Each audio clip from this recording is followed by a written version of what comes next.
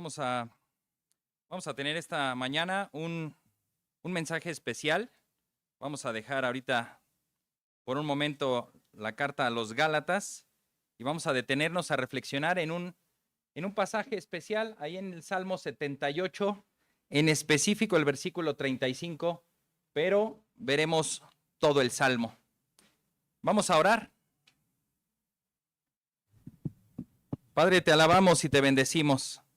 Cuán grande es tu nombre en toda la tierra, en el cielo, en el universo, aún debajo de ella. En todo lugar, tú eres el Altísimo. Tú eres el Señor y el Salvador, el Redentor, quien rescata nuestras vidas, nuestra roca, en quien nos hemos apoyado y nos hemos afirmado para encontrar la salvación de nuestros pecados. Padre, tú eres bendito desde siempre y lo serás por siempre. Y queremos reconocer y queremos recordar en esta hora tus virtudes, tus atributos, tus maravillas. Padre, concede que nuestra memoria no se debilite en ese aspecto. Y sabiendo que sí se debilita, es por eso que tú nos has dejado tu palabra escrita, para que vayamos a ella constantemente y recordemos tus maravillas, recordemos tus testimonios, tus proezas y todo el camino por el cual nos has conducido. Y eso, Señor, nos lleva a ponernos de rodillas y proclamar tu nombre que es grande, alabarte, bendecirte, agradecerte, adorarte con todo nuestro ser, porque lo mereces, Señor, porque eres nuestro Dios quien nos rescató, quien nos salvó y quien nos sostiene hasta el día de hoy, y tenemos la certeza de que lo seguirás haciendo hasta el final de nuestro caminar aquí en la tierra. Bendito seas por siempre, Señor Jesucristo, pues en tu nombre oramos. Amén. Muy bien, hermanos, cuando preguntaban hace un momento que quién más cumplía años, pues me contuve. Lo iba a decir y bueno, sí tenemos que recordar que nosotros también cumplimos años. Todos los que estamos aquí en esta iglesia cumplimos nuestro tercer aniversario de haber comenzado esta obra, pues un 21 de mayo del 2023. Así que vamos a reflexionar sobre este salmo y cómo el Señor nos ha conducido, no solo al pueblo de Israel, sino también a nosotros. Podría decir que incluso antes comenzó esta obra y cada quien, esta historia, cada quien podrá poner una fecha especial de cuando llegó a esta comunidad de la fe, a esta familia de la fe que así le hemos llamado, porque así le llama el Señor, y nos pertenecemos los unos a los otros. Así que yo podría recordar un 2017, cuando fui integrado, cuando me integré junto con mi familia, éramos 4 en ese entonces, después ya fuimos 5, y nos integramos. Tú puedes poner la fecha que tú quieras, o más bien la fecha que recuerdes, ¿verdad? En la cual el Señor te integró a esta familia. Después en el 2021, donde fui ordenado y llamado como pastor, y desde entonces puedo decir con seguridad que el Señor nos ha guiado, el Señor nos ha cuidado, el Señor nos ha bendecido, nos ha sanado nuestras heridas y nos ha restaurado. Este camino de 3 años no ha sido fácil, pero entendemos porque la obra de Dios en este mundo no es fácil. Así que bueno, acompáñame al Salmo 73. Puedes leerlo y te invito a que lo leas, 78, Salmo 78. Te invito a que lo leas en la semana, reflexiones sobre esto. Es una narrativa de un salmista llamado Asaf que hace ese recuento de la historia del pueblo de Israel desde el Éxodo hasta el cautiverio babilónico. Y justo lo acabamos de leer en el plan de lectura bíblica. Terrible, triste, cómo los reyes de Judá aún se entregaron a la idolatría, a la inmoralidad, al pecado, y Dios los desechó. Pero no para siempre, porque los que ya conocemos el Nuevo Testamento, vemos que Cristo es ese renuevo, ese nuevo rey que vino a proclamar la salvación en primer lugar y vendrá en segundo lugar para proclamar su reino. Así que bueno, comencemos. Ese es el título. El Señor, mi Redentor y Roca, Salmo 78, 35. Y comencemos con el punto 1 de este bosquejo, llamado la fidelidad de Dios. ¿Qué versículos abarca? Todo el Salmo. Todos los 72 versículos que implican este Salmo. Quien quiera ejercitar su memoria, le invito a que memorice el Salmo 78, ¿verdad? Y sería algo muy bonito, muy bueno. La fidelidad de Dios. Antes comenzamos, si ustedes tienen ahí su Biblia, me parece que no tenemos ahí la diapositiva del versículo 1, ahorita la veremos, pero en tu Biblia aparece que dice que es masquil de Asaf. ¿Qué es un masquil y quién es Asaf? Un masquil es un poema didáctico, un poema que busca enseñar, un poema que si tú quieres también enseñarle las tablas a tus hijos, ponlos en una cancioncita y vas a ver que se los aprenden. ¿Quieres enseñarle algo de alguna parte de la historia? Hay a veces canciones o hay de alguna manera un poema, un verso, que puede ser que los niños lo memoricen y entonces están aprendiendo. Esto es lo que está pretendiendo Asaf hacer por medio de un poema, de algo que tiene rima y versos, enseñar al pueblo de Israel lo que Dios ha hecho acerca de la fidelidad de Dios, que es lo que aparece ahí como perícopa, que son estas letras mayúsculas en negritas que aparecen arriba del Salmo. Dice, fidelidad de Dios hacia su pueblo, ¿qué? Infiel. Fidelidad de Dios hacia su pueblo infiel. Entonces dijimos que es un masquil, un poema didáctico, y Asaf era uno de los músicos principales en tiempos de David, uno a quien se le designó también el coro de ese momento y quien escribió algunos de los salmos. Ahí va a aparecer también en su pantalla, o pueden buscarlo junto conmigo. Primer libro de Crónicas, capítulo 16, 4 y 5.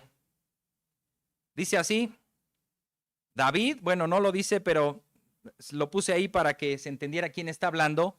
David designó a algunos levitas como ministros delante del arca del Señor, para que celebraran, dieran gracias y alabaran al Señor, Dios de Israel. Versículo 5. Asaf, el jefe, y segundo después de él. Ese es nuestro Asaf, el que está escribiendo este salmo. Después dice Zacarías, después Jehiel, Semiramot, Jehiel, Matatías, Eliab, Benaía. Y bueno, para los que siguen el plan de lectura bíblica, ya sufrimos lo más intenso de las genealogías. Bueno, concédame un versículo más. Benaía, Obed-edom y Jehiel con instrumentos musicales, arpas, liras. También Asaf tocaba címbalos muy resonantes. ¿Qué es un címbalo? ¿Qué es un címbalo? Sí, exactamente. Son los que conocemos como los platillos, ¿verdad? A veces yo me he preguntado, bueno, está toda una orquesta y todos ahí desbaratándose en tocar y todo, y hay alguien que está simplemente así, ¿no? Pero tiene que actuar en el momento, y cuando es el momento, ¡pring! Y se acaba la canción, ¿no? Denle el Oscar por su participación o denle un premio. Pero en otras canciones, pues es mucho más constante. Bueno, en la antigüedad, por lo que podemos ver, pues no había tantos violines, chelos, ni otros instrumentos. Entonces, estos eran címbalos muy resonantes, desde pequeños platillos así diminutos hasta unos platos más grandes, generalmente eran de bronce y hacían un sonido especial. Así que este Asaf tocaba címbalos muy resonantes. Nehemías 12:46 nos deja ver que después aún del tiempo del cautiverio babilónico, cuando regresaron, se les dejó todavía su lugar a los cantores, a los descendientes de Asaf. Dice así Nehemías 12:46, porque en los días de David y Asaf, en tiempos antiguos, había directores de los cantores, cánticos de alabanza e himnos de acción de gracias a Dios. Ellos también recordaban con nostalgia que había directores del coro. A Asaf, dice el gran diccionario enciclopédico de la Biblia, se le considera el fundador de un gremio de poetas y compositores musicales que siguieron también sus pasos. Los descendientes de Asaf participaban en casi todas las principales celebraciones relacionadas con el templo. Aparece en la lista de personas que regresaron a Judá después del exilio, no Asaf, sino sus descendientes. Lo que nos narra este Salmo 78 es una reflexión extensa del recorrido y la historia del pueblo de Israel desde la salida de Egipto, como mencionábamos, hasta el cautiverio babilónico. Y es este Asaf quien, guiado por el Espíritu Santo, reflexiona sobre la fidelidad de Dios en contraste con la infidelidad humana. Y no solo le basta celebrar la fidelidad de Dios, sino que expone ese contraste con la infidelidad humana. ¿Para qué? Para nuestro aprendizaje. Es para nuestro aprendizaje que debemos leer y reflexionar en este salmo, porque tiene mucho que enseñarnos. Aquellos que están en el estudio de los viernes, y animamos a que toda la iglesia se una a nosotros a estudiar los atributos de Dios, características inherentes, como mencionaban en la mañana, esenciales que hacen a Dios ser Dios. Sin esos atributos, Dios no sería Dios. Hay atributos que comparte con su creación y hay atributos que son exclusivos de Él. Hay atributos que nos concede de manera limitada y Él los tiene de manera infinita. Y otros que solamente Él tiene. Y cuando comenzamos a conocer a Dios, también es que comenzamos a amar a Dios. No puedes amar algo que no conoces. Estás entonces inventando un Dios de acuerdo a tu imaginación para adorarlo. Si no es el Dios revelado en las Escrituras, estás inventando un Dios y eso es peligroso. Este salmo va a dar muchos de los atributos de Dios y les pido también que puedan ahí tener algún marcador o anótenlos, porque se van a ver atributos de Dios que estaremos viendo o que ya hemos visto en este estudio. Entonces, ahora sí, punto número 1 es la fidelidad de Dios. ¿Qué significa fidelidad?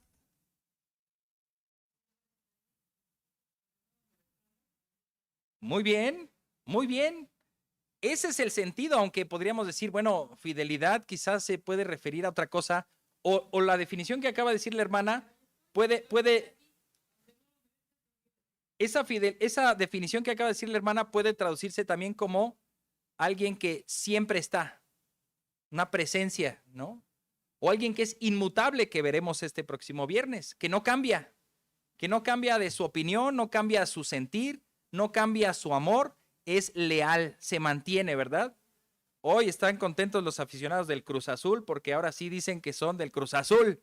Hace unos meses o hace unos años, no, ya no le voy, pero hoy, más que nunca, hoy sí le van, ¿verdad? Bueno, ya veremos qué pasa, ¿verdad? Esta fidelidad significa firmeza.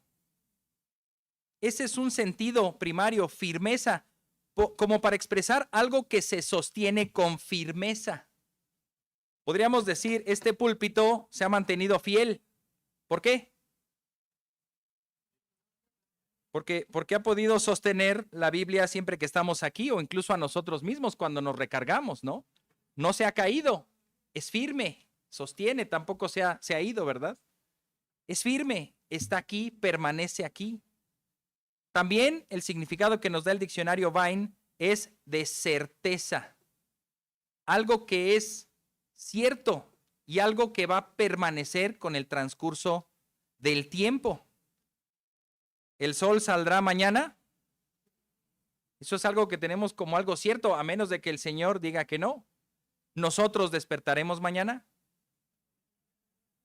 Dependiendo en la voluntad de Dios, lo que Él quiera, ¿verdad? Pero creo que es más fácil decir que el sol saldrá mañana a que nosotros estaremos mañana. Nadie puede jactarse de esa certeza. Ahora, los que hemos creído en Cristo, ¿estaremos con Él en las moradas celestiales? Eso es algo cierto, aún más cierto que el sol salga mañana. Así que podemos decir, el sol es fiel en salir cada mañana, Pues sí, ¿verdad? Hasta el día de hoy no ha llegado tarde, ¿no? A la cita. Pero el Señor es más fiel y hay mucha más certeza en lo que Él diga que en lo que pueda suceder con el sol. Algo que nos puede dar más luz para definir esta palabra está en Deuteronomio 32:4. Deuteronomio 32:4. Y ahí comienza a hablar de atributos de Dios o incluso de nombres que son dados en la Escritura para Dios. Deuteronomio 32:4 dice así: la roca. ¿A quién se está refiriendo? Al Señor, la roca. Su obra es perfecta, porque todos sus caminos son justos. Dios de fidelidad. ¿Cómo interpretamos esa palabra ahí? Un Dios que se mantiene en lo dicho, que se mantiene en sus testimonios, en su obra, en sus juicios, en sus caminos. Después lo va a seguir diciendo: sin injusticia, justo y recto es Él. Así que vemos que Dios es fiel. Y una roca puede definir bastante bien lo que es la fidelidad de Dios, porque esa roca no se va a mover. ¿Han visto cuando el mar azota con toda su fuerza algún peñasco que sale del continente y que da al océano? Es impresionante las olas que llega o el choque del agua que llega a formar pues un espectáculo. Y podríamos decir, y esas olas nunca paran. A veces son más intensas dependiendo la marea y el oleaje, a veces menos intensas. Pero las olas no dejarán de insistir. ¿La roca se ha movido? No. No, con el tiempo, bueno, la ciencia viene a decir que hay cierta erosión y se desgasta y sí se lleva algo de la roca. Y no es que la mueva, es que se desgaste. Ok, es una ilustración imperfecta para referirse a un ser perfecto. Pero ¿qué cosa en la creación puede asemejarse a Dios? Así que lo que nos queda es decir alguna ilustración similar. Al menos la gente, durante toda nuestra vida no nos tocará ver grandes cambios en esa roca que está golpeada por el océano. 10 generaciones después, tal vez, es que esta roca en tiempos de mi tatarabuelo llegaba 20 centímetros más. Y ahora no es que se ha movido, se ha desgastado. Pero estamos hablando de cientos de años, tal vez miles de años. Así que con eso el Señor está ilustrando que Él es la roca, que Él es un Dios fiel que se va a mantener. Esta fidelidad es la expresión que Dios nos ha dado de su pacto. Él ciertamente cumplirá sus promesas y nos salvará, nos guiará y nos pastoreará con amor y misericordia.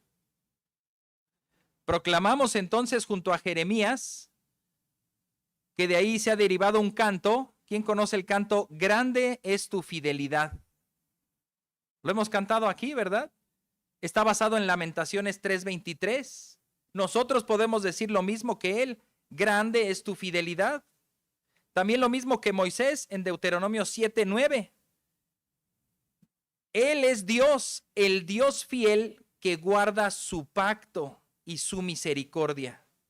Y el profeta Oseas, que también habla de la infidelidad del pueblo y de la fidelidad de Dios, nos deja ver que Él es fiel.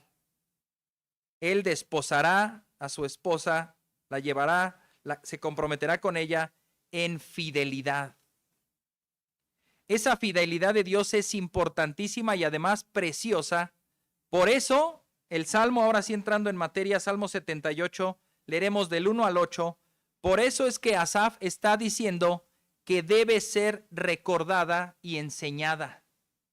Esta fidelidad no debe de quedarse ahí en los libros de historia, y si está en los libros de historia, esa historia debe leerse constantemente. Esa historia no debe ser una historia antigua, debe ser una historia presente de lo que Dios ha hecho y de lo que Dios es.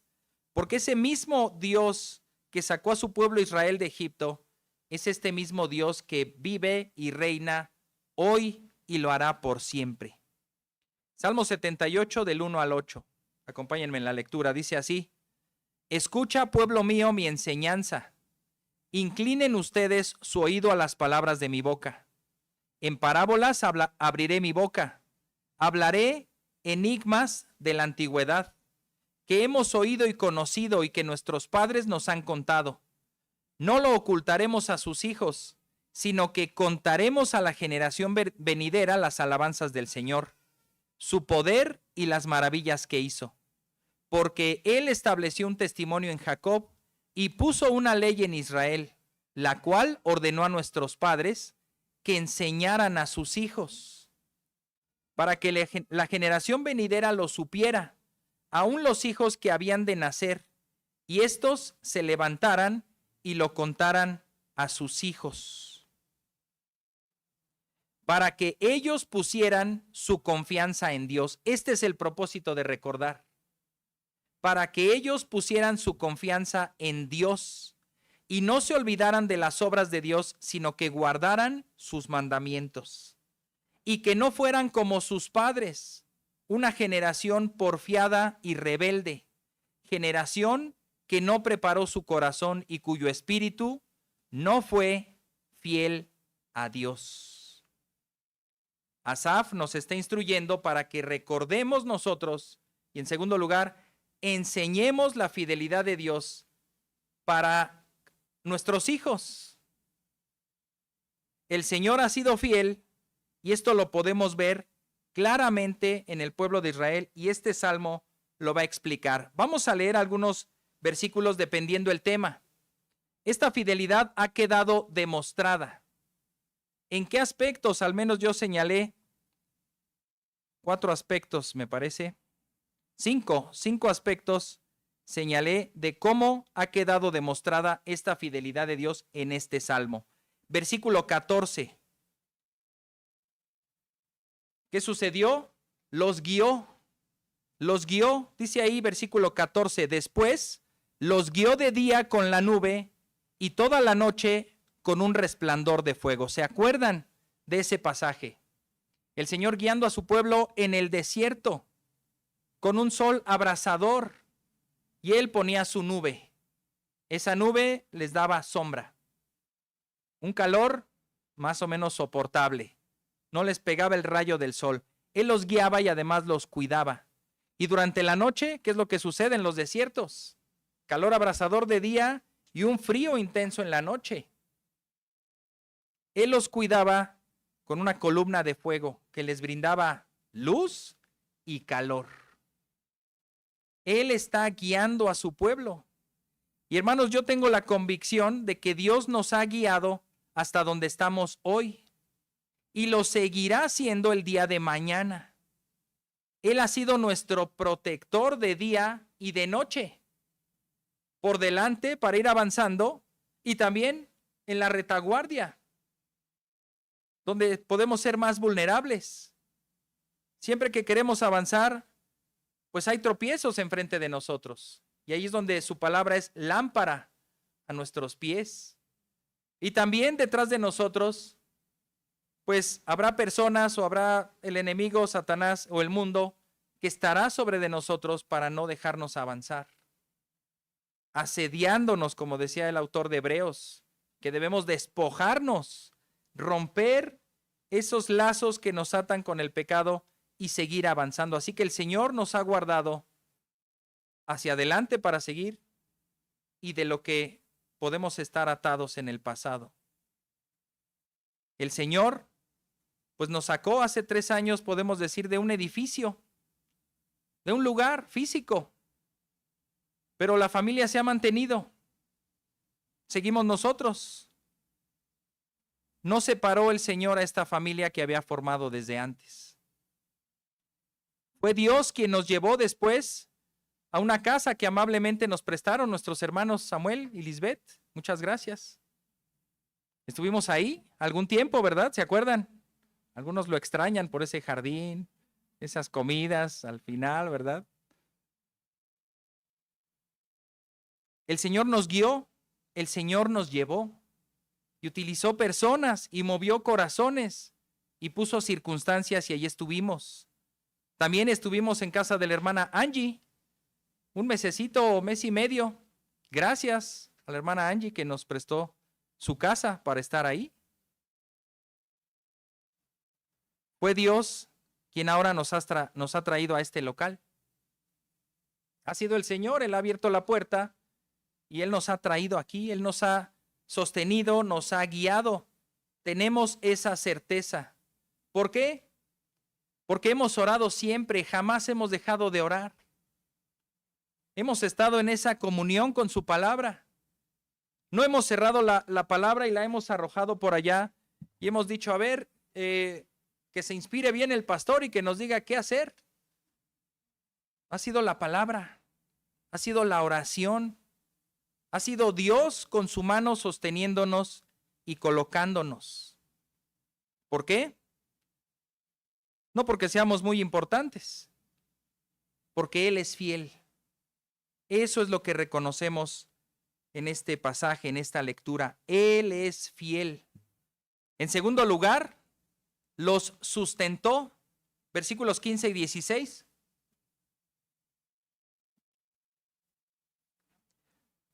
Versículo 15 y 16 dice, partió las rocas en el desierto y les dio agua tan abundante como las profundidades del océano. Esto es impresionante, en un desierto, romper una roca y que salga agua. Impresionante. Versículo 16, hizo salir corrientes de la peña e hizo descender aguas como ríos. Versículo 20, entonces él golpeó la roca y brotaron aguas y torrentes se desbordaron. ¿Podrá también dar pan? ¿Proveerá carne para su pueblo? Y ahí lo veremos más adelante porque ahí el pueblo está tentando a Dios, lo está provocando. Bueno, ya me diste agua en el desierto, que es algo imposible. Pues ahora una carnita asada, ¿no? Pues se las dio, cumplió su deseo, pero también ahí Dios en su ira pues derramó su ira en ese momento. Versículos 23 al 29.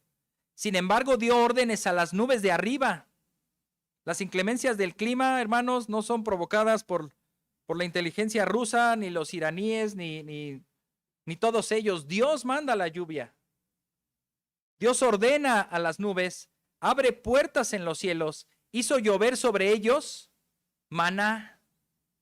No solo el agua, sino también pan del cielo, como explicaba nuestro hermano también en el memorial de la Santa Cena. Él es el pan que descendió del cielo. ¿Cómo puede ser? Y también les dio comida del cielo. Fíjense el versículo 25. Pan de ángeles comió el hombre. Dios les mandó comida hasta saciarlos. Ni todo el dinero del mundo puede hacerte que estés satisfecho con una comida. Aún la comida más pobre y miserable te puede provocar ese sentido de saciedad siempre que venga de la mano del Señor. ¿Qué cosa tan más tremenda es comer y comer y comer y seguir teniendo hambre? No quedar satisfecho. Y ya comiste de más y ahora ya no quieres saber nada de la comida. Ya no. Qué hermoso es comer, habitar los hermanos juntos en armonía, dando gracias a Dios, dando gracias por su provisión. Y eso es una constante gratitud que hacemos los jueves en nuestra reunión de oración, que el Señor no nos ha abandonado, nos ha dado de comer. Versículo 26, hizo soplar en el cielo el viento del este y con su poder dirigió el viento del este. Él hizo llover sobre ellos carne como polvo, aladas aves como arena de los mares. ¿Se acuerdan cuando llevó las codornices? Y las hizo caer en medio del campamento alrededor de sus viviendas. 29. Comieron y quedaron bien saciados y les concedió su deseo. Así como al pueblo, el Señor lo ha sustentado dándole pan y agua en el desierto, a nosotros nos ha sostenido. Para muestra, podríamos estar mi familia y yo. Oraba nuestro hermano hace un momento por todos aquellos que viven de tiempo completo para el Señor y asimismo del Señor reciben pues ese sustento. Ahí estamos como testimonio, ¿verdad? Hasta van a decir, ay, te ha tratado bien el Señor, hermano. Gracias a Dios, no nos ha dejado sin alimento y también nos ha provisto las herramientas para seguir trabajando. Dios es fiel, hermanos. Él nos ha sostenido. ¿Tendremos algo que temer del día de mañana? Eso es inherente con su fidelidad. Si Él es fiel, si Él va a sostener, si Él va a proveer, si Él va a estar siempre, ¿tenemos algo que temer? Nada. Tenemos mucho en qué confiar, porque Dios ha sido fiel y con cada uno de nosotros. También en esta trayectoria el Señor ha decidido llevarse a casa a 2 de nuestros hermanos, muy queridos por todos. Primero nuestra hermana Ceci en el 2024, luego nuestro hermano Sergio 2025. También Dios en su soberanía y en esa misma fidelidad ha llevado a la sala de urgencias o a cirugía a muchos de nuestros hermanos. A ver, levante la mano, ¿quién ha pasado por cirugía o urgencias últimamente, verdad? Híjole, pues más bien quién no, ¿verdad? Levante la mano. Hemos visto cómo nuestros hermanos han pasado por ahí, por mencionar algunos: Víctor, Elia, Zoila, Samuel, Tania, Carmen, Pili, Luis Fernando, hermana Julia, que hoy no está con nosotros, la hermana Moni, que no está con nosotros, Juanita, que no está con nosotros, Elenita, que nos mandó un saludo hace poco. Y muchos otros de nuestros hermanos han pasado por pruebas de salud difíciles. Ahí está nuestra hermana Nadia, que llegó hoy paso a pasito, ¿verdad? Pero Dios sigue siendo fiel. Él es nuestra roca en donde nos hemos refugiado. Número 3, más aún que ese sustento que nos ha dado de alimento, de vestido, de comida, de salud, de bienestar en ese sentido. Número 3, algo que no lo compra nada, algo que ningún doctor puede dar, algo que no se consigue en ningún otro lado. Nos perdonó. Número 3, los perdonó, versículos 38 y 39. Pero Él, siendo compasivo, perdonaba sus iniquidades y no los destruía. Muchas veces contuvo su ira. ¿Cómo se le llama eso cuando Dios contiene su ira? Ya veremos uno de los atributos de Dios: longanimidad. Longanimidad, Él es paciente por mucho tiempo. Él recibe ofensas de los seres humanos todos los días. ¿Y por qué no ha derramado su ira sobre todos nosotros? Porque Él ha contenido su ira, la está reservando. Porque Él es fiel a su palabra, fiel a su misericordia, aunque llegará un día en donde derramará su ira. Él entonces contiene su ira. No despertó todo su furor. Versículo 39. Se acordaba de que ellos eran carne, un soplo que pasa y no vuelve. Comparado esa neblina con esa roca, ¿qué somos delante del Señor? Un soplo que pasa y no vuelve. Cuando sientas que todo lo puedes y que te enorgullezcas un poco y pienses que no necesitas de Dios, te animo a que leas este versículo. Que así como Dios se acuerda de quién eres tú, que así también tú y yo nos acordemos quiénes somos nosotros. Un soplo de vida, un soplo que pasa y no vuelve. Carne que en su momento se pudrirá. El Señor ha estado con su pueblo, aunque su pueblo se ha desviado. El pueblo se ha rebelado contra Dios y Él sigue siendo fiel. Dios ha perdonado nuestras iniquidades y no nos ha pagado conforme a nuestros pecados, sino que nos ha perdonado y nos ha extendido su misericordia. ¿Para qué? Para que sigamos confiando en Él, para que se muestre que Él es quien nos ha redimido de la esclavitud del pecado y quien con paciencia y amor nos va santificando. Podemos bendecir entonces al Señor porque si confesamos nuestros pecados, dice primera de Juan 1:9, ¿qué más? Él es fiel y justo, ¿te fijas? Está ligado también ese perdón de nuestros pecados, esos pecados y el confesar nuestros pecados ante Él, que Él sea fiel. Si Él no es fiel, aguas, porque confiesas tu pecado y juicio. Pero Él es fiel y justo, ¿para qué? Para perdonarnos y limpiarnos de toda maldad. El Señor ha sido fiel también en eso. Si te levantas cada mañana dudando si te perdonó el Señor por tus pecados la noche anterior, pues yo te animo en primer lugar que haya sido genuina tu confesión de pecado, que haya sido genuino tu arrepentimiento. Si no fue así, entonces teme. Teme porque tienes pecados sin confesar al Señor, pecados sin que Él te perdone.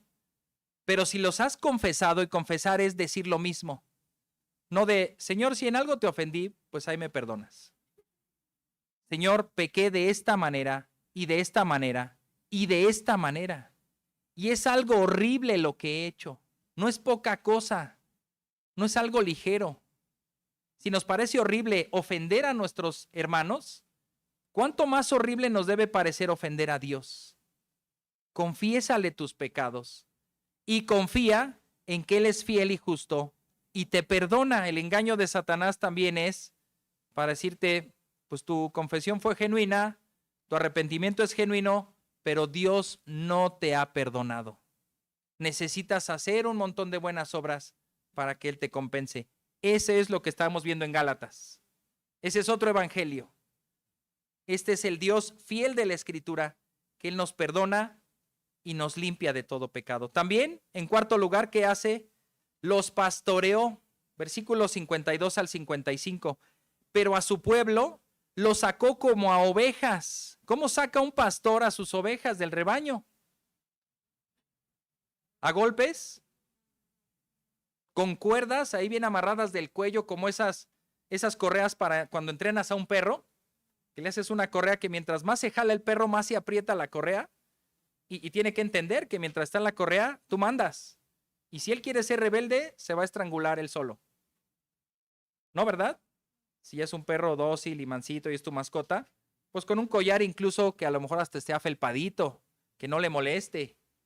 Mi sobrina hasta le ponía botitas a su querida Kiara, su perrita, porque el sol tremendo de 45 grados de Monterrey, pues está bárbaro ahí en las banquetas, ¿no? Un pastor saca a sus ovejas con ternura, con amor, con misericordia. Vamos, con su voz. Ni siquiera tiene que emplear esos métodos. Claro, cuando las ovejas se rebelan, ahí sí, saca la vara y el cayado. Pero mientras, ¿cómo conduce el pastor? Como a un rebaño, por eso lo está diciendo aquí el salmista. Como a rebaño los condujo en el desierto, cuidando que no se cayeran a un precipicio, cuidando de los lobos alrededor o las fieras, cuidando de las espinas, cuidando que ellos lleguen a los pastos verdes. Versículo 53, los guió con seguridad, de modo que no temieron. Si Dios es fiel, entonces nosotros no tememos. A donde Él nos lleve, nosotros vamos, porque Él es fiel. No así con sus enemigos, dice, pero el mar se tragó a sus enemigos. Dios invitó a su pueblo, pasen por el medio del mar. Señor, pero es el mar y está abierto en dos y en cualquier momento esas olas regresan a su sitio. Pasa, yo te estoy llevando. Acabó de pasar su pueblo y a los enemigos, a ustedes no. A ustedes no los estoy llevando. Ustedes son mis enemigos. Y entonces el mar cayó con furia, con intensidad, y se tragó a sus enemigos, el ejército de Egipto. Versículo 54.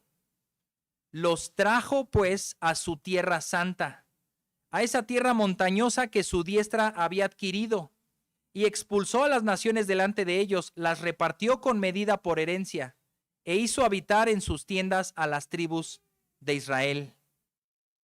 Esto es una figura totalmente representativa de la fidelidad y el amor de Dios, pues Él es nuestro fiel pastor.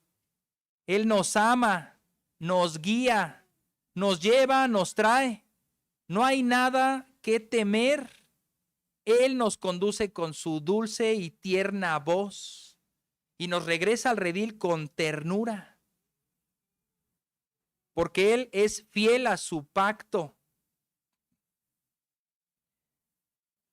Jesús instauró el nuevo pacto para los que creen en Él. Así que de esa misma manera, Él sigue guiando a su pueblo hoy, porque Él sigue siendo fiel. Y Él nos sigue pastoreando con su dulce y tierna voz. Y este es un salmo que debe meterse bien en nuestros oídos y en nuestro corazón, de esa fidelidad y de esa ternura con la que Dios ha tratado a su pueblo y nos sigue tratando a nosotros. Jesús mismo dice: mis ovejas oyen mi voz, yo las conozco y me siguen, y nada ni nadie las puede arrebatar de mi mano, ni de la mano de mi Padre. Número 5, también por si fuera poco, les dio un guía, versículos 70 al 72. Escogió también a David su siervo, lo tomó de entre los rediles de las ovejas, lo trajo de cuidar las ovejas con sus corderitos para pastorear a Jacob su pueblo y a Israel su heredad. Y él los pastoreó según la integridad de su corazón y los guió con la destreza de sus manos. El Señor también ha provisto guías para su pueblo a lo largo de la historia. Moisés, David, los profetas, nuestro Señor Jesucristo y después los apóstoles, que guiaron a la congregación con las enseñanzas de los apóstoles, y ahí es como la congregación se reunía, recibía las enseñanzas y crecían y se multiplicaban. Hasta el día de hoy podemos decir que el Señor ha sido fiel porque no ha dejado sin pastor a esta iglesia. No ha dejado sin predicadores y maestros de la palabra. Gracias a Dios, cada domingo hay un varón en este púlpito predicando la palabra de Dios. También el Señor ha levantado varones para exponer su palabra, al aconsejar, al discipular, en público y en privado. También ha provisto mujeres, no estoy diciendo pastoras. Ha levantado y ha provisto de mujeres que exponen la palabra en los grupos de mujeres, que discipulan a otras mujeres, que aconsejan a otras mujeres. El Señor no nos ha dejado sin guías espirituales, como lo vimos en Hebreos hace algún tiempo. Ahora tenemos el contraste. Punto número 2, la infidelidad del pueblo. Pregunta: ¿en qué momento de la historia el pueblo de Dios ha podido corresponder a la fidelidad de Dios?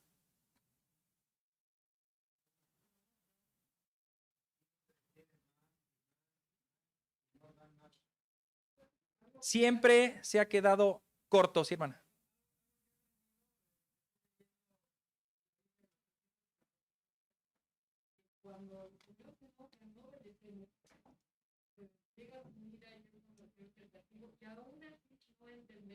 Sí, sí, aquí está este salmo explicando básicamente eso, lo veremos más adelante.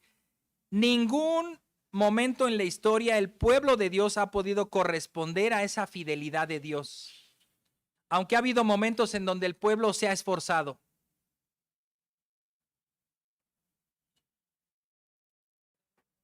La lucha en la que debemos mantenernos, al menos es eso: buscar, procurar ser fieles a Dios en lo poco que Él nos ha colocado, en lo poco.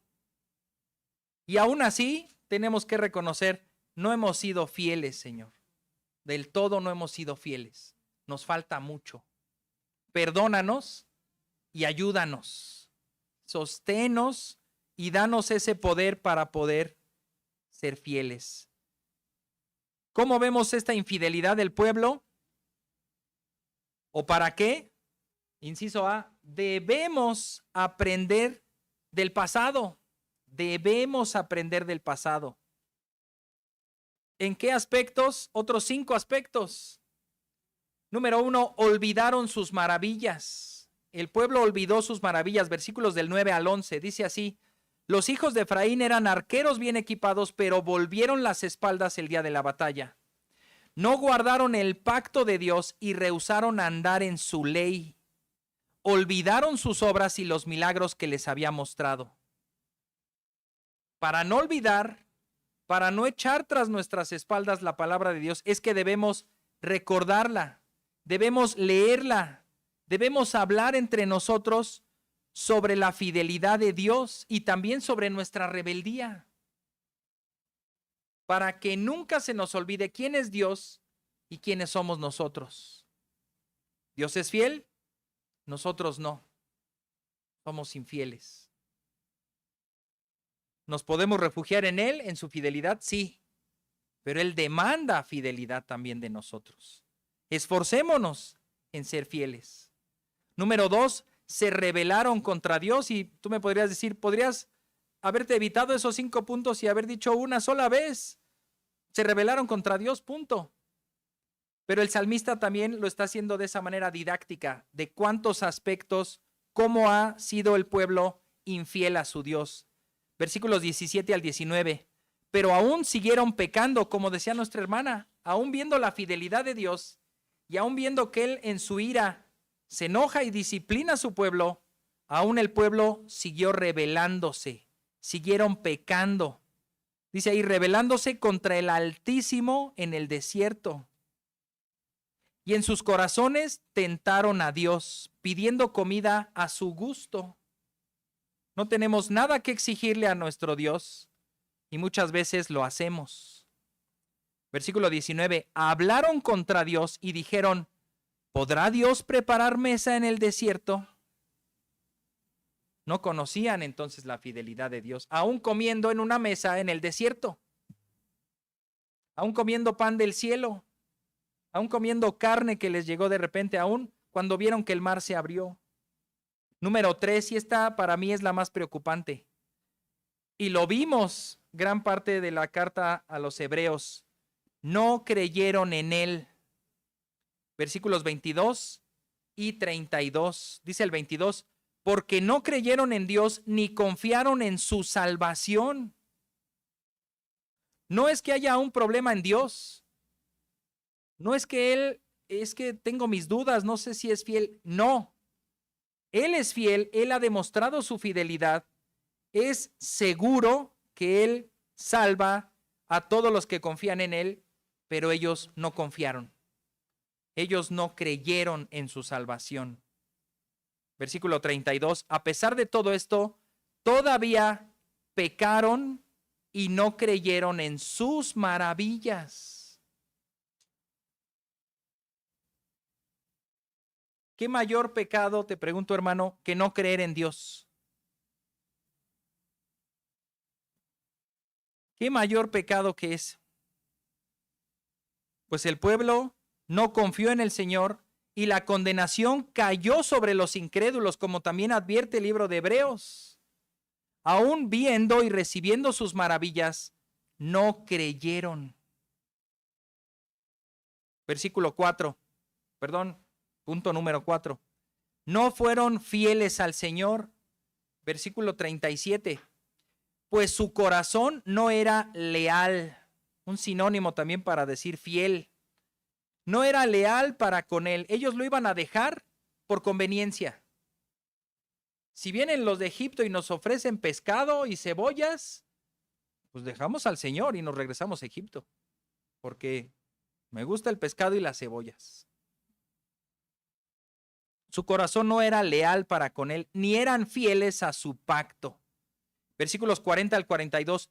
¿Cuántas veces se rebelaron contra él en el desierto y lo entristecieron en las soledades?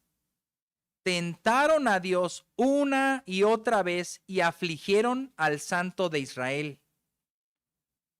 Aquí llama la atención estas dos palabras, entristecer y afligir.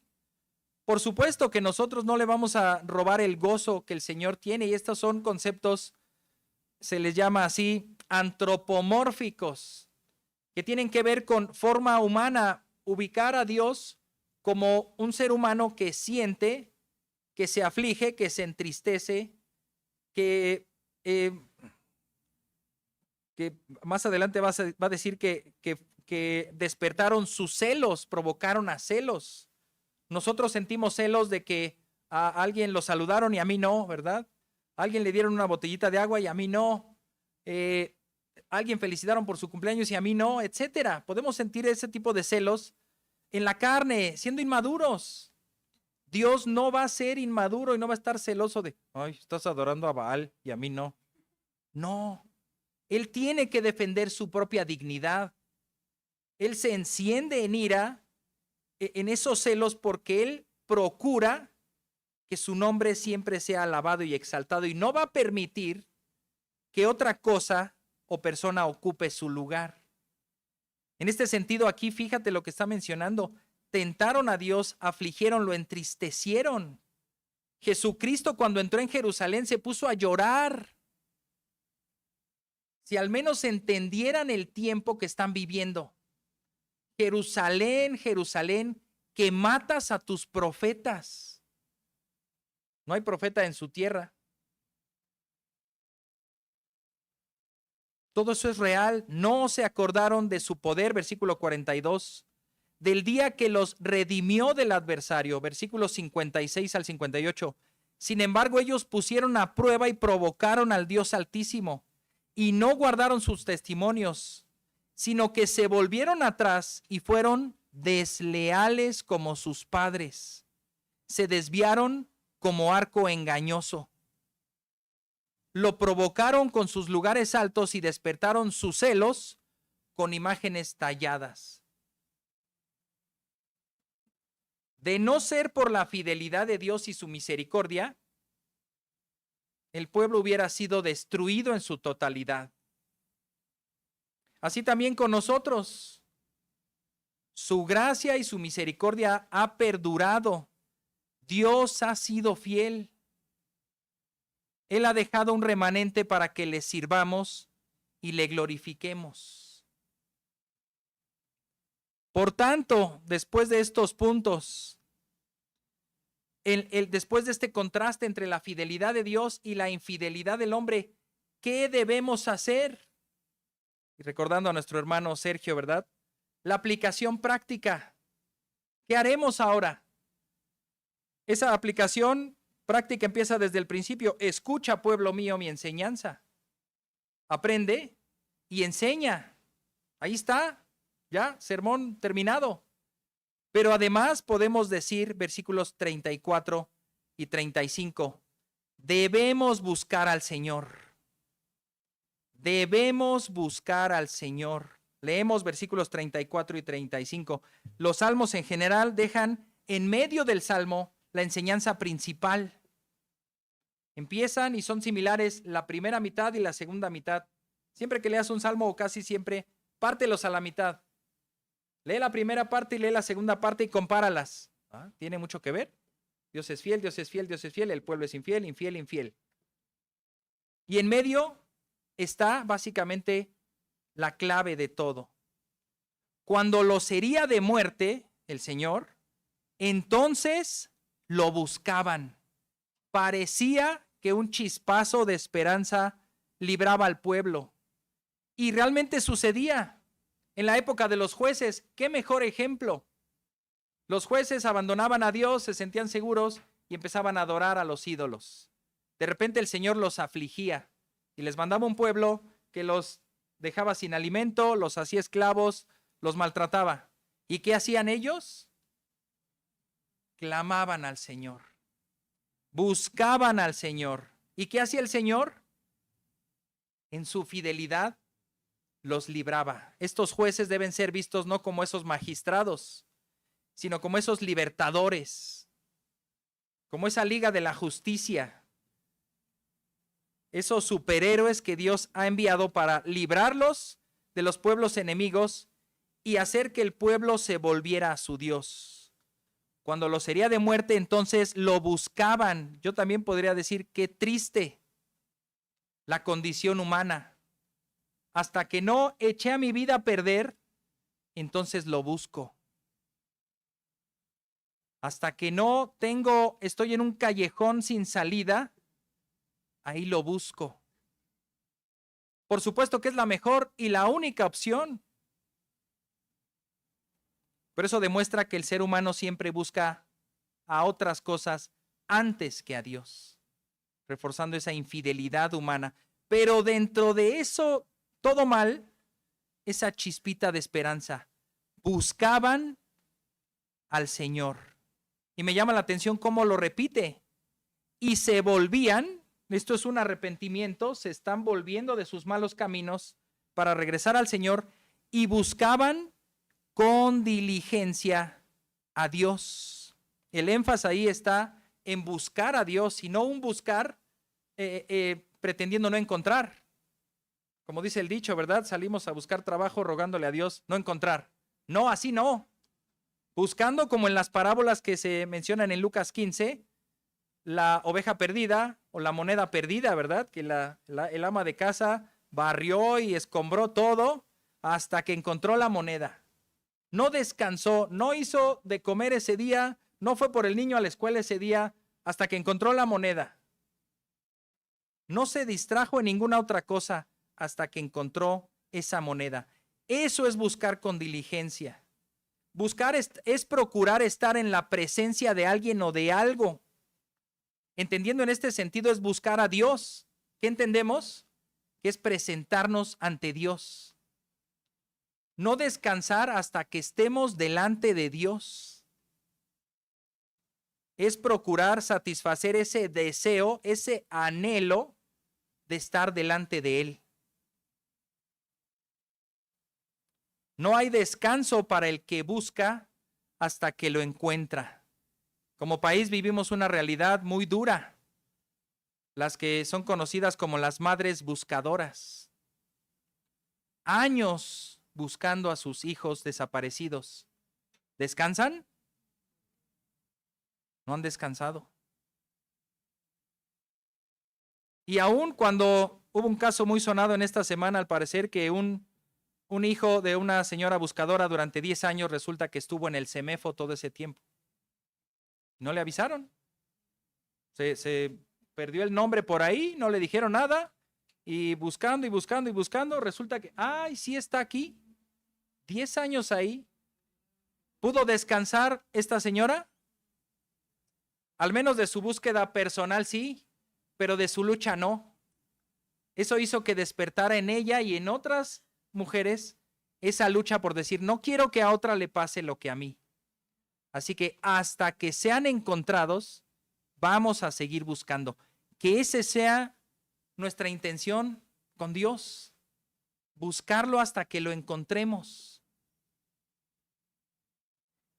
Y no es tan difícil, hermanos. Dios ha descendido del cielo en la persona de Jesucristo para que lo veamos, para que creamos en Él y para que nos encontremos con Él. Versículo 35. Se acordaban, esto también me parece impresionante, se acordaban. Oye, por ahí Moisés escribió algo que Dios había abierto el mar y, a ver, vamos a buscar. Lo increíble que sucedió con el reinado de Josías fue que fue encontrada el libro de la ley. Pues con razón hacían lo que bien les parecía, ¿verdad? Sin ley, sin la palabra, sin la búsqueda de Dios. Lo encontraron y cuando lo leyeron, ¿qué le pasó a Josías? Rasgó sus vestiduras y dice también la escritura que se enterneció su corazón, se afligió, él sintió, dijo, hemos hecho todo mal, la ira de Dios está por caer sobre nosotros. Dios en su fidelidad prolongó esa ira que ya estaba por caer y la prolongó un tiempo más, por amor a ese rey que buscó al Señor, que quitó los ídolos, que destruyó los templos, que quemó los huesos de esos sacerdotes sobre ese falso altar, profanándolo, cumpliendo esa profecía de antes y haciendo esas reformas en el pueblo de Israel. Se acordaban. Lo que he escuchado de muchos niños que se han convertido en adultos es que ellos también recuerdo que eso me lo enseñaron en la iglesia, porque yo iba a la iglesia cuando era niño. Pero has hecho todo mal en tu vida, te has desviado, te has rebelado, has dejado al Señor. Sí, ahora me acuerdo que esto me enseñaban, y si tienen la oportunidad de regresar a una iglesia y de ser expuestos ante la palabra de Dios, Dios va a usar también esa memoria para decir, ya me acuerdo que esto me enseñaban y me decían que Dios es fiel. ¿De qué se están acordando aquí? Dice, de que Dios era su roca y el Dios Altísimo su redentor. ¿Qué significa redentor?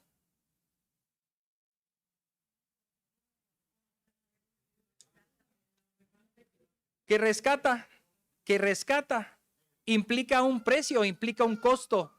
Muchas veces es pagar. Hoy se le llama fianza para sacar a alguien de prisión, hay que redimir. En su momento lo que Boaz hizo con Ruth fue redimirla y compró las tierras y se quedó y se casó después se casó con Ruth y redimió a Noemí. Es más bien al revés. En el mercado de los esclavos, redimir es comprar a un esclavo. Comprar a un esclavo para esclavizarlo ahora tú, para darle libertad. Se podía pagar la libertad de alguien. Alguien tenía que pagar un precio. Y es el Señor quien está pagando ese precio. Él es nuestro redentor. Él es nuestro bien supremo.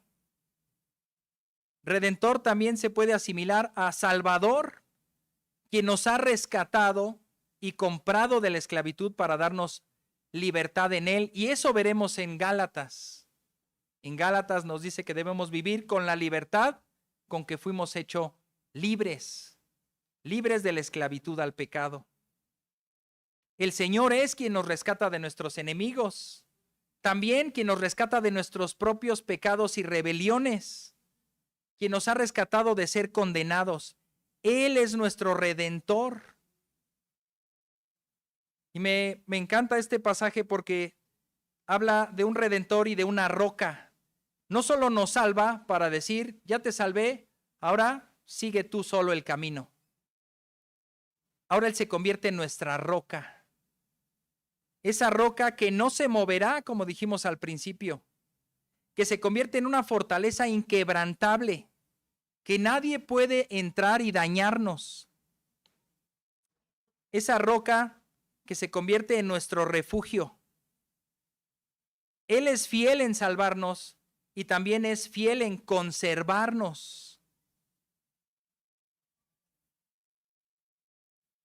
Él hace que conservemos nuestra fe para salvación, que seamos preservados, que perseveremos en el camino de la fe, para finalmente ser glorificados. Él es el Dios que tenemos, es el Dios que necesitamos.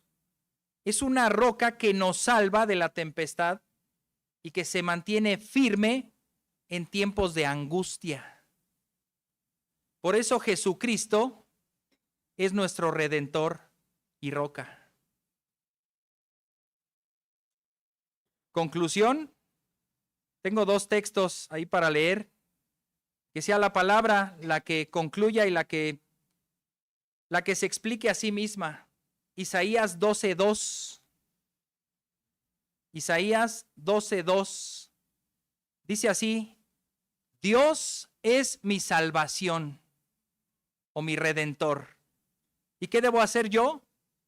Confiaré y no temeré, porque mi fortaleza o mi roca y mi canción es el Señor Dios. Él ha sido mi salvación. Qué texto, hermanos, qué cosa tan impresionante. Dios es, y yo respondo, ¿por qué? Porque Él es digno de confiar en Él. Él es mi Salvador, Él es mi salvación. Confiaré en Él. Él ha sido mi salvación, es mi fortaleza y es mi canción. Último texto, Salmo 71:3. Me parece que es una plegaria también del mismo, no dice de quién es, pensé que era del mismo Asaf, porque en esta sección tiene varios salmos. Dice así: sé para mí una roca de refugio, a la cual pueda ir continuamente.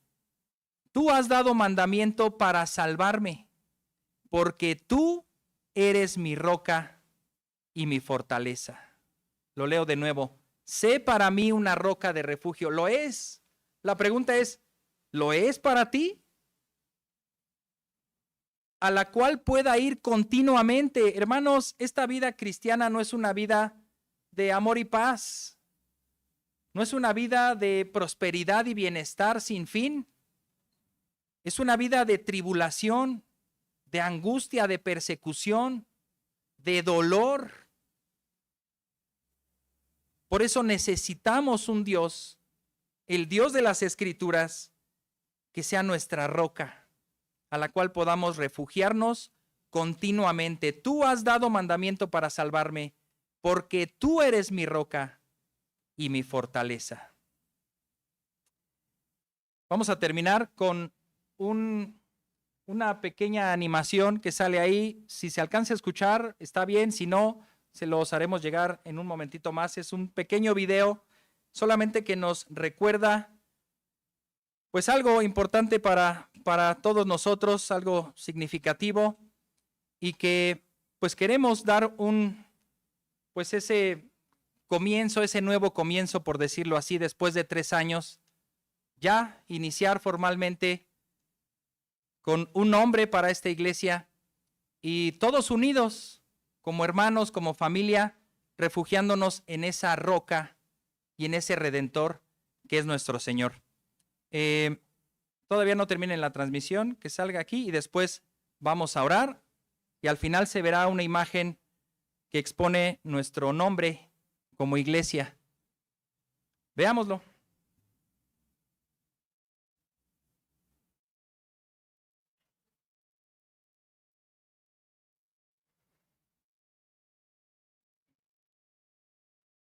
¿Se acuerdan dónde era ese lugar?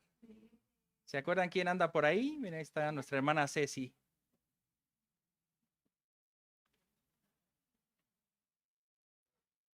Yo casi pude encontrar a todos.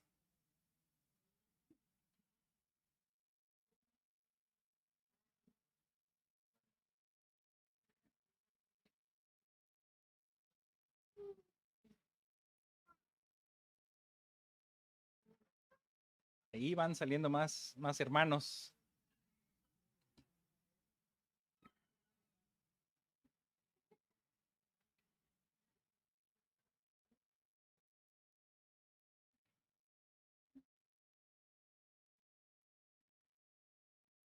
Bueno, ahí tomé la palabra, iba a comenzar el sermón. Agradecí a los hermanos por sus llamadas, por sus muestras de apoyo durante la semana, preguntándome cómo estaba. Y ese día cantamos un himno que el himno dice: estoy bien, tengo paz, gloria a Dios. Y fue lo que respondí. Bueno, ahí se me cortó la voz y ahorita también. Y pues en el video con el audio sí sale. Ahí nos está escuchando. Después termino con una oración, también agradeciendo al Señor por su fidelidad, por su bondad y por todos y cada uno de mis hermanos que el Señor me ha concedido como esta familia de la fe. Y pues damos gracias por ese día, por ese tiempo, por ese inicio. Y pues queremos que sea el inicio de esta etapa. Iglesia Bíblica, Redentor y Roca.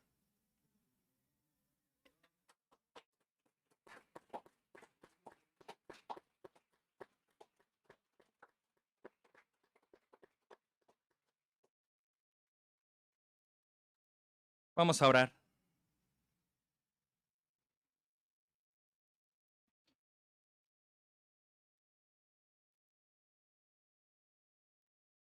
Padre, cuán grande ha sido tu fidelidad, cuán grande es tu fidelidad y cuán grande seguirá siendo tu fidelidad. Te alabamos, Padre, porque tú nos has redimido, nos has rescatado, nos has salvado en Cristo Jesús de la condenación por nuestros pecados. Nos has sacado de esa esclavitud al pecado y nos sostienes al día de hoy para seguir adelante. Sé para nosotros esa roca de salvación, ese refugio a donde podamos acudir constantemente, porque tú eres nuestro Redentor, tú eres nuestro Salvador. Que sea alabado tu bendito y glorioso nombre. Y Padre, así como has sido fiel en estos 3 años, sabemos que lo seguirás siendo por siempre. No porque esta iglesia permanezca por siempre, porque moriremos y reconocemos que la iglesia son las personas, no los edificios. Pero la siguiente generación que se levante, que reciba esa misma enseñanza de que tú has sido fiel, que tú eres nuestro Redentor y roca, y que siga proclamando el mensaje fiel de tu palabra. Que sigan volviendo a ti en momentos de angustia, porque es la única manera de salvarnos, de encontrar ese refugio. Sigue siendo para nosotros ese Redentor y esa roca, Padre.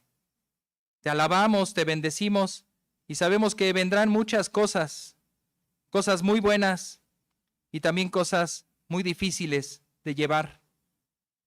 Pero estamos en ti, en esa roca. Queremos edificar nuestra casa, nuestra vida, nuestra familia, nuestra iglesia, sobre la roca que es Cristo, porque ahí no se moverá, a pesar de los vientos, las tempestades, la lluvia. No caerá, porque esa casa, esa familia, esa iglesia está fundada sobre la roca. Te alabamos, bendito Dios, te glorificamos, y que sea por siempre bendito tu santo nombre, porque eres fiel. Gracias, Padre, por mis hermanos, gracias por esta familia en la fe, gracias porque tú has añadido cada día a los que han de ser salvos, los has añadido a esta familia, y aquí seguimos, Señor. Aquí seguimos hasta donde tú lo digas. Bendito seas, en el nombre de Cristo Jesús. Amén. Que Dios les bendiga, hermanos.